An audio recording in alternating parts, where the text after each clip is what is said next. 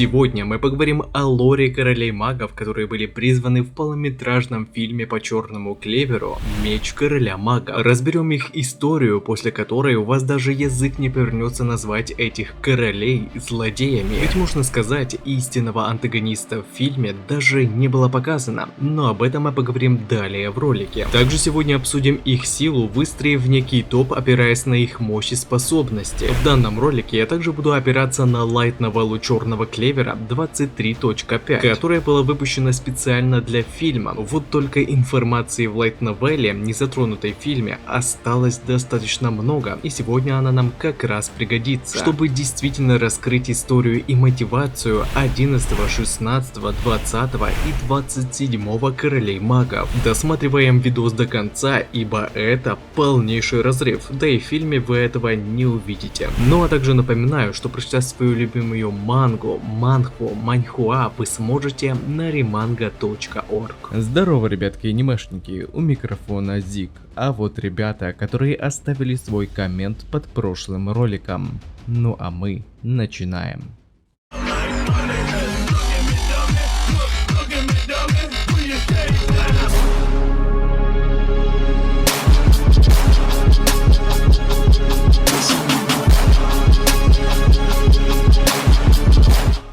Итак, давайте начнем видос с самого слабого короля к самому сильному, а там после просмотра видоса вы напишите и свою последовательность королей от сильнейшего к самому слабому. Начнем мы со слабейшего короля магов по сравнению с силой остальных трех, и им, по моему мнению, стал Джестер, он же Шут, или как его прозвал народ, Безумный Король. Хоть он и самый слабый среди показанных королей, но на деле Джестер обладает очень мощной и многофункциональной магией барьера. И кто-то мог бы сказать, да какие-то барьеры, и это так называемый уровень короля мага, но только тут нужно учитывать, что 16-й король магов мог ставить барьерный купол на обширные территории, а пробить его почти никому из магов не удавалось. Справиться с барьером Джестера мог только Аста и Юна, да и то с большим трудом, тратя на разрушение небольшой области слишком много сил. Плюс еще тут нужно учитывать тот факт, что уровень развития способностей главных героев был без полного единения. Однако Безумный Король хорош не только в защите, но и в нападении, так как он может создавать из барьеров различные сооружения, от лазерных пушек и до всякого холодного оружия, имеющего чрезвычайно лютую крепость. Но хоть Джестер был побежден благодаря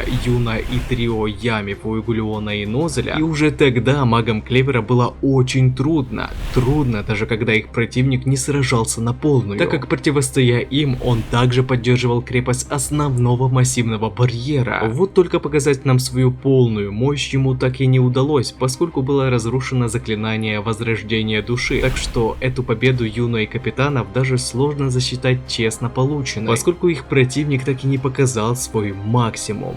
Видите вот эту фразу? Но естественно мало кто сможет понять содержимое, а ведь согласитесь, интересно узнать ее перевод или посмотреть анимку с озвучкой первоисточника. Так почему бы тебе не записаться в онлайн-школу японского языка Мори-Мори Джапан, где твоими учителями будут оригинальные аниме-персонажи, диалоги и лексику которых озвучил носитель японского языка. Для старта обучения тебе нужно всего лишь желание, ведь курс рассчитан на нулевой уровень знаний. Благодаря видеоурокам и структурированному материалу здесь ты изучишь чтение, написание азбуки хитагана, катагана и 60 иероглифов. Поймешь, как строить самые часто используемые фразы и предложения, или можешь записаться на индивидуальные занятия, в которых тебе помогут разобраться с твоими вопросами. А уже через 3 месяца обучения ты сможешь начать разговаривать на японском языке. Для чего тебе это нужно? Ну, кроме соответственно аниме и манги, это откроет тебе дорогу для путешествия в Японию. Сможешь сдать международный экзамен по японскому языку Нихонгу Норёку Сикен. Если продолжишь обучение, сможешь поступить в японский вуз или трудоустроиться в Японии. Авторы курса Юлия Мори, востоковед с самым высоким уровнем владения японского языка Нихонгу Норёку Сикен N1, а также японец Такута Мори. Так что за правильность поданной информации не стоит переживать. Записаться сможешь по ссылке в описании, а также не забудь заглянуть и на другие ресурсы Мори-Мори Джапан.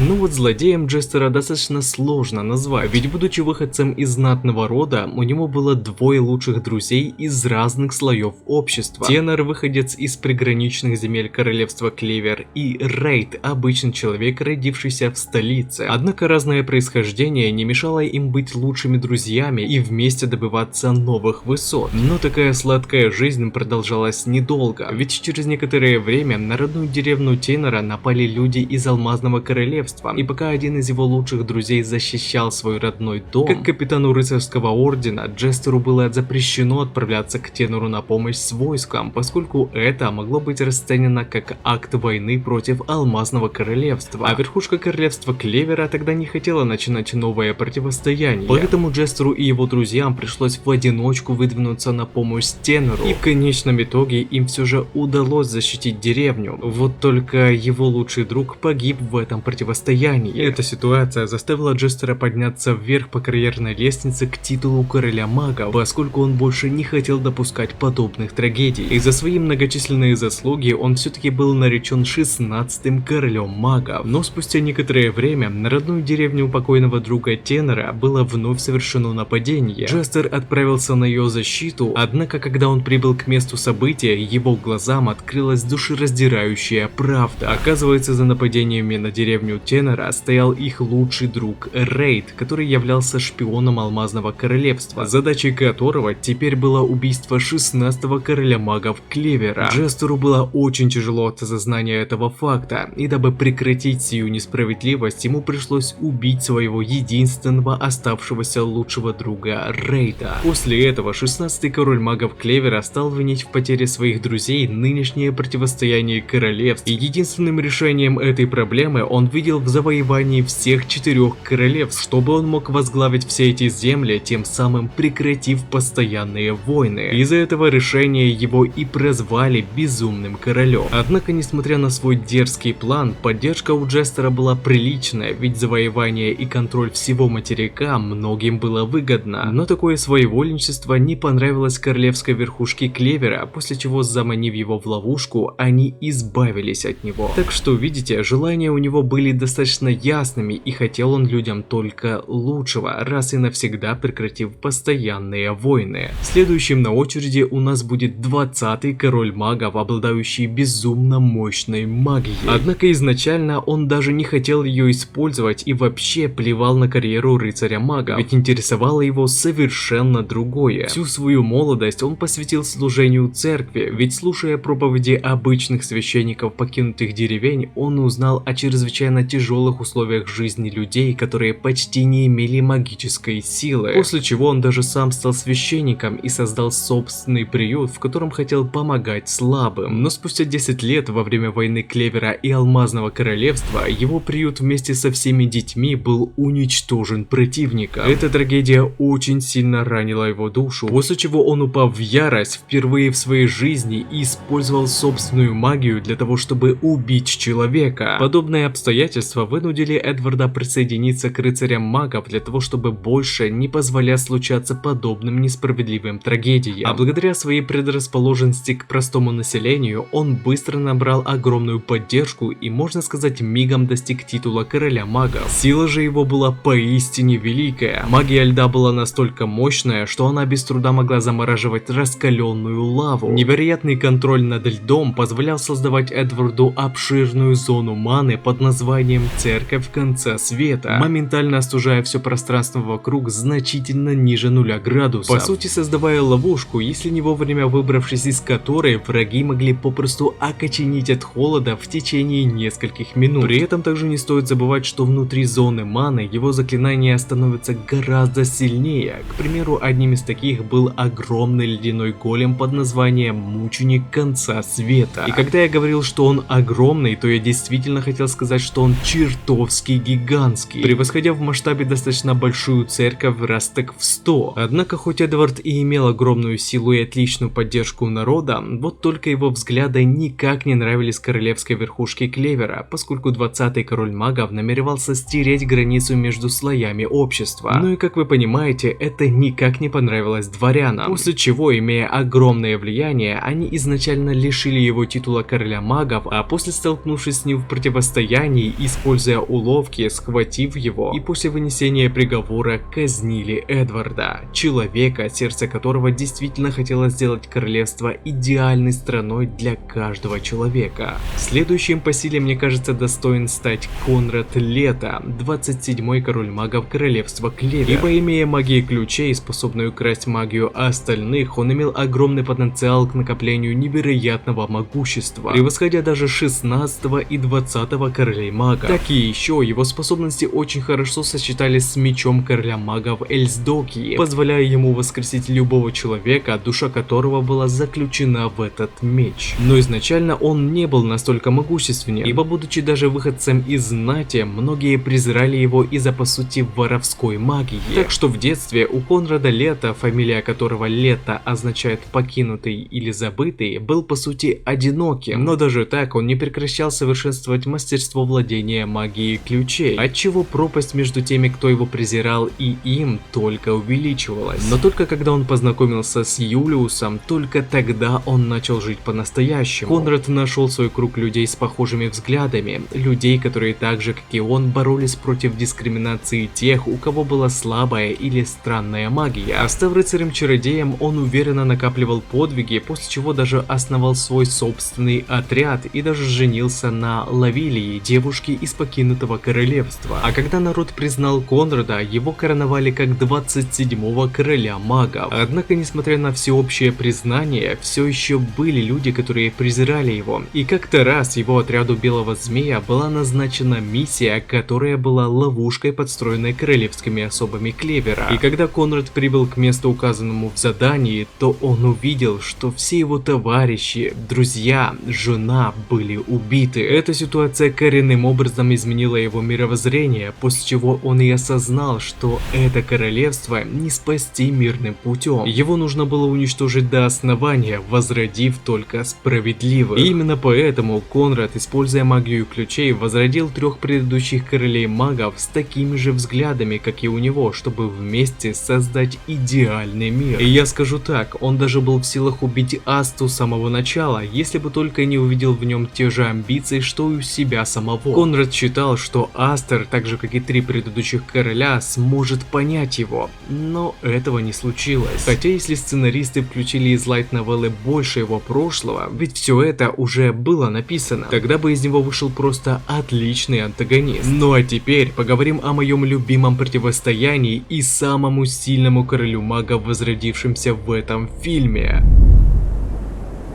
貴様、確かメレオレオナと言ったな。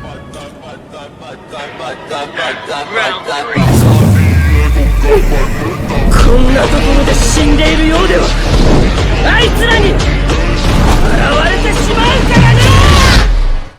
Как вы уже поняли, сильнейшим из возродившихся королей магов я считаю была Принция Фанни Бани. И ее сражение с Мирлеоной, по моему мнению, было самым крутым и эпичным среди всех остальных. Даже битва якобы антагонистов фильма и Асты меня не так тронула в плане мурашек, как противостояние двух этих монстров. Чтобы вы понимали, Принция сражалась в полсилы, справляясь с Мерио и ее зоной маны. И только когда наша львица разогрелась, только тогда началась битва на полную. По рассказу из лайт-новеллы, Принция была самым могущественным королем мага, обладая самой сильной атакующей магией среди королей-волшебников всех времен. И раз в новелле говорится, что среди всех, значит здесь учитывается даже Юлиус. А это многое что говорит. 11-я королева магов, единственная, кто всегда из сражений выходила победительницей.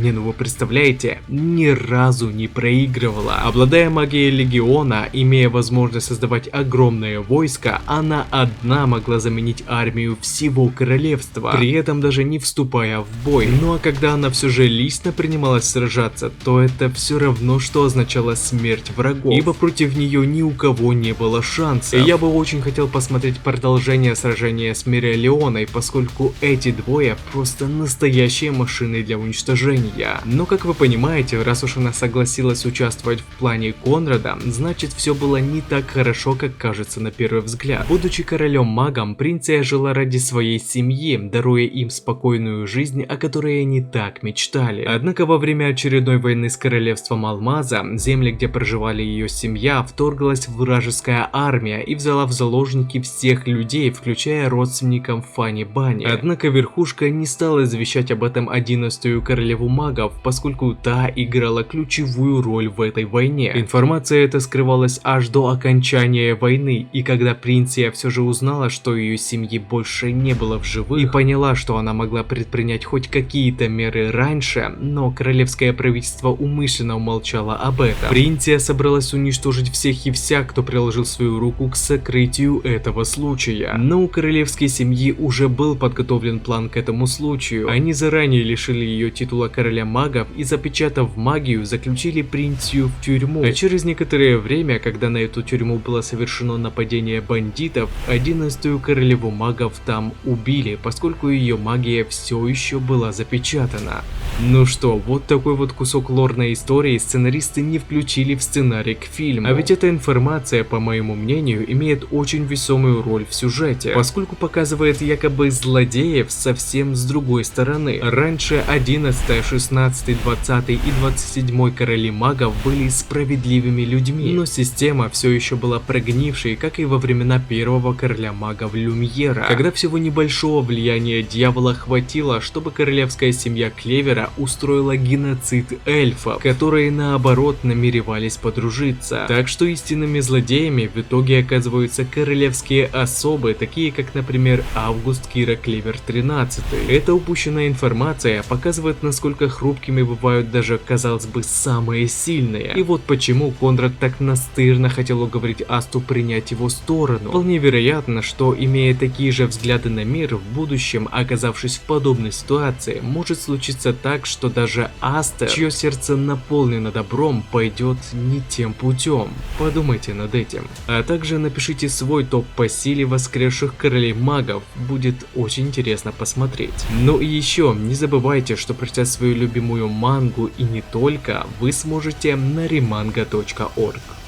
А на этом ролик подходит к концу. Пишите свои мысли по поводу этого ролика, выскажите свое мнение, что вам понравилось, а что не понравилось, и несколько комментариев попадут в следующие роли. Если тебе понравился ролик, тогда лайк и подписка для меня будет лучшей благодарностью. А также не забываем про колокольчик, ведь в последнее время не всем приходит уведомление. Всем спасибо за ваш просмотр, мирного неба вам над головой и всем пока-пока.